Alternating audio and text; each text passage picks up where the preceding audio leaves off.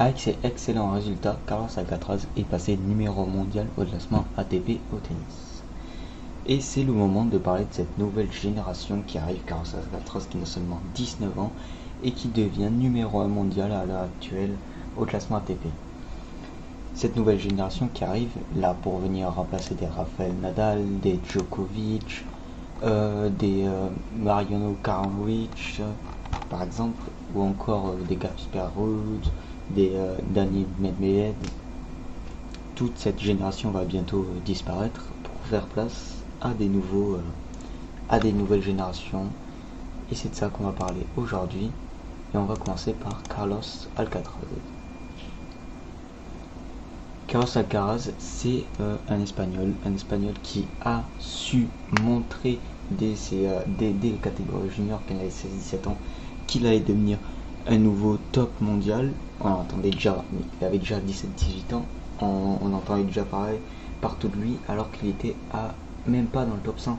Dès qu'il est arrivé dans le top 100 au tennis, il est très vite monté dans le top 10 pour aujourd'hui se retrouver juste avant Roland Garros. Il est passé numéro 1 mondial et faire des bonnes performances actuellement à Wimbledon. Clairement, à Carlos Alcaraz, le nouveau génie du tennis, mais il n'y a pas que lui. On va aussi parler du 6e monde à l'heure actuelle, Holger Rune, un Danois qui a seulement 20 ans. Holger Rune, il est 6e mondial à seulement 20 ans, un an de plus que Carlos Alcaraz. Alors que des jeunes de 20 ans se retrouvent dans le top 10 mondial, c'est déjà arrivé. Nadal l'a été, Gaël Monfils l'a été, Djoko l'a été. Mais là, c'est assez fort parce que depuis deux ans, il est déjà dans un top 20, top 30. Et là, il est arrivé dans ce top 10. Ça fait à peu près quelques mois qu'il y est. Et ses résultats, ils sont incroyables. Que ce soit actuellement à Wimbledon ou dans les autres compétitions qu'il y a pu avoir. Ça va être peut-être dans les années à venir, dans les 4-5 ans à venir, le concurrent principal de Carlos Alcaraz, même si je pense qu'il va clairement dominer le championnat. Même si Djoko va rester encore quelques années. Donc Holger Rune, 6e monde, non, assez compliqué à prononcer. Lui aussi, il avait fait parler de lui assez tôt, dès son entrée dans le top 100, quand il avait seulement 19 ans ou 18 ans.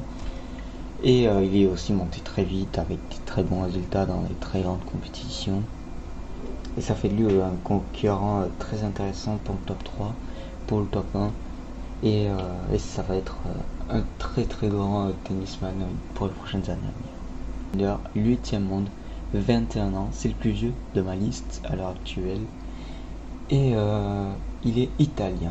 Alors un italien dans le top 10 du tennis, c'est pas arrivé depuis très longtemps. Je pourrais pas le dire, là, le ressortir de nom, je vous afficherai qui était le dernier. Mais c'est assez impressionnant. Alors il a 21 ans, donc il est plus non plus tout jeune, il n'a pas 20 ans, 19 ans, comme tous les autres que je vais parler juste après.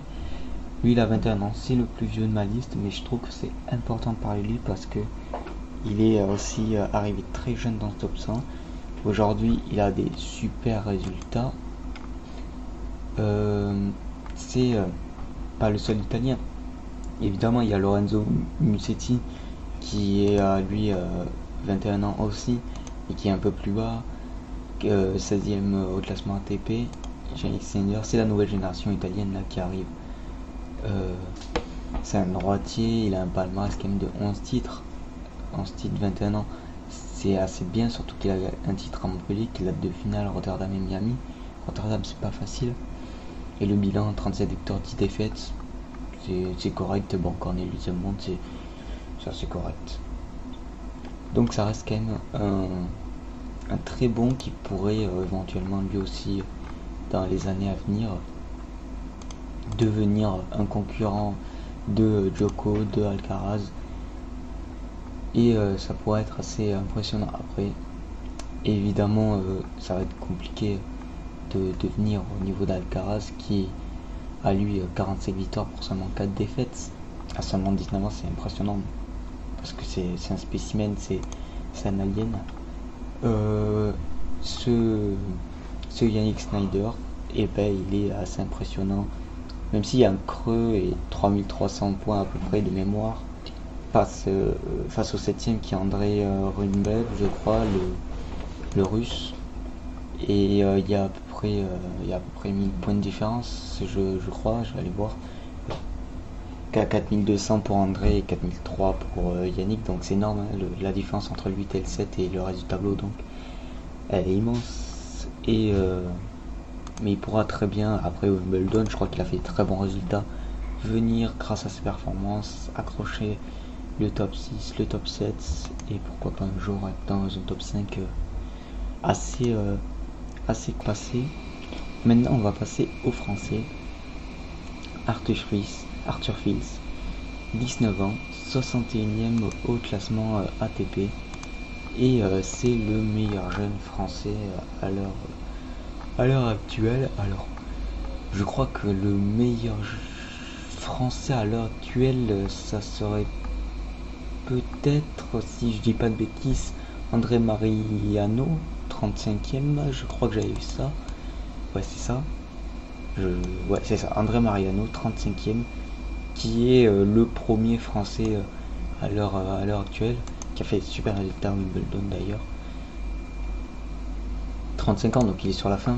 Nous, on va plutôt se pencher sur notre Arthur Fils, 61e mondial, 800 points, c'est pas tant que ça, seulement 2 titres à 19 ans, c'est sûr qu'on n'est pas sur le niveau d'Alcaraz, mais quand même, la finale de Quimper, Loriaras, Lyon, c'est pas des petites compétitions, ça fait pas longtemps qu'il est dans le top 100.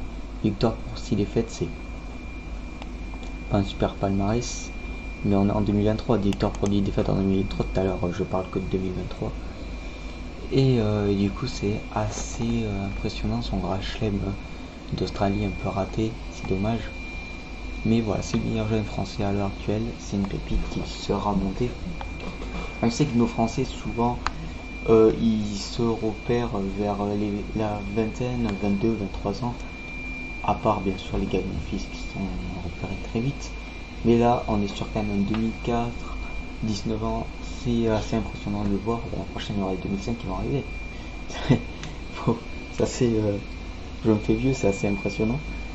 C'est un 2004 qui est là, qui a 19 ans, 61e mondial dans le classement ATP, c'est assez fort. Et là, on va voir les résultats que nous fait Wimbledon pour potentiellement monter dans un top 50 et rejoindre notamment Richard Casquette qui doit être dans le top 50, et voilà, ou d'autres Français qui peuvent s'y trouver. Le second Français que j'ai envie de parler, c'est Lucas Van H, 19 ans, 75e au classement ATP, et lui bien en dessous de Arthur Fils évidemment, mais qui a su quand même faire des très belles victoires, notamment à Pau de mémoire. Il a quand même 3 titres, Pau, Saint-Reno, donc il a 2 titres à Pau, il a un titre à Maya, il a sa finale à Lisbonne quand même, pour Brest-Valence, voilà. Ça c'est les championnats de France, donc c'est pas incredible. Mais voilà, son grand chelem de Roland Garros, c'était pas terrible. 32e de finale, c'est vraiment mauvais. Voilà, là on est sur un droitier, 2004 aussi, comme Arthur Fils. Et voilà, bon, cette année c'est pas fameux, 4 victoires pour 9 défaites. Quand on est 75e au classement ATP, c'est assez logique, sachant que l'année dernière il a fait 0 victoire pour 1 défaite. Mais voilà, après c'est le début, il est arrivé il y a pas longtemps dans ce top 100, et voilà, il faut pour lui espérer qu'il y reste le plus longtemps possible, et pourquoi pas faire maintenant que des victoires avec potentiellement des résultats à Wimbledon. Je sais pas s'il y a Wimbledon actuellement, mais après Wimbledon il y aura le Japon. Est-ce qu'il y aura ou pas, ça on verra. Les fiches n'ont pas été encore faites. Et ouais, c'est très intéressant de voir qu'il y a de plus en plus déjà de Français qui commencent à arriver dans ce top 100. On a perdu là de belles années, il y avait de moins en moins de Français, et là, petit à petit, on a des jeunes, pas non plus des très grands jeunes très prometteurs, mais qui arrivent dans, euh, dans ce top 100, et c'est assez cool.